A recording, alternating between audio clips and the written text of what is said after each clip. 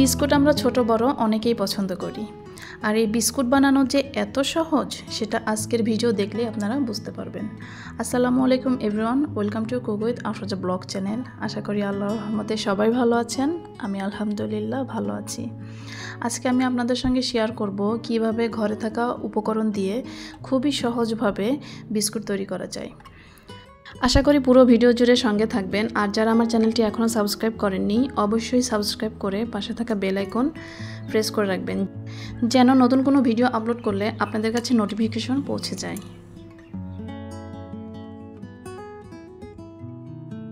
Biscuit তৈরি করার জন্য আমি এখানে একটি ডিম নিয়েছি।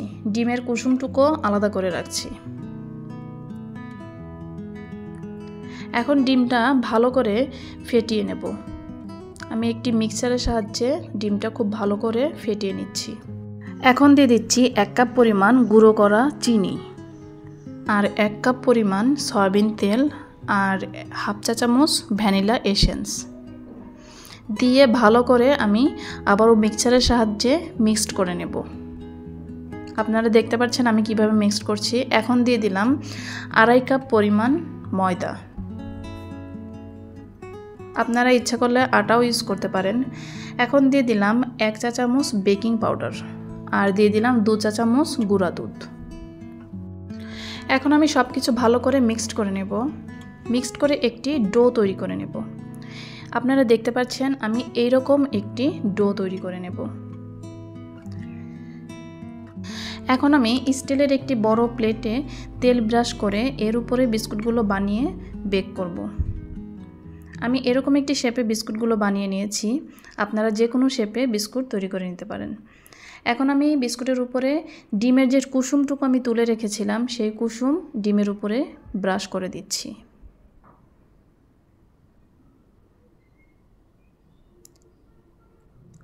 ডিমের উপরে ভালো করে কুসুমটা ব্রাশ করা হয়ে গেলে এর উপরে আমি এখন দিয়ে দেব গুঁড়ো দুধ।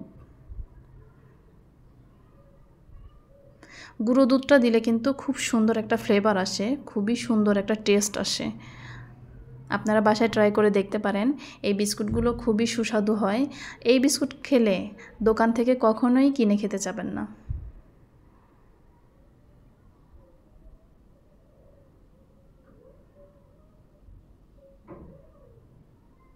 এখন আমি একটি ইলেকট্রিক ওভেনে 160 ডিগ্রি তাপমাত্রায় আপ ডাউন হিট অন রেখে বেক করব।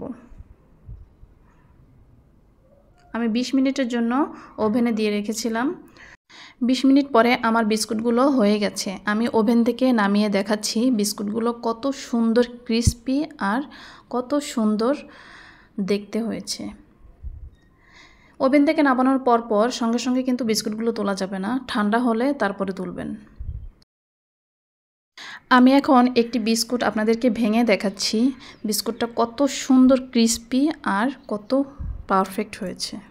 দেখতে পাচ্ছেন কত সুন্দর হয়েছে। ভিডিওটি ভালো লাগলে অবশ্যই লাইক কমেন্ট শেয়ার করতে কিন্তু ভুলবেন না। আজকের ভিডিওটি এই পর্যন্তই। সবাই ভালো থাকবেন, সুস্থ থাকবেন। আল্লাহ হাফেজ। আসসালামু আলাইকুম।